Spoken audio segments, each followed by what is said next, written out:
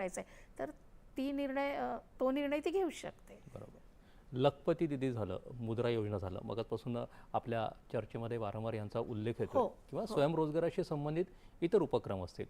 महिलांच्या हातामध्ये स्वतःचं उत्पन्न आलं की कुटुंब आणि समाजामध्ये काय बदल घडताना दिसत आहेत हे आणखीन पुढे जाऊन तुम्ही कसं सांगाल? सगळ्यात महत्त्वाचा तर निर्णय आहे ना बघा, सामाजिक कार्यकर्ता असल्यामुळे खूप म्हणजे आपण असं म्हणतो, पण घरगुती हिंसा जी होते, महिलांच्या हातात पैसे आल्याने ना घरगुती हिंसेमध्ये खूप म्हणजे प्रमाण जरा कमी झालेलं आहे ग्रामीण क्षेत्रामध्ये.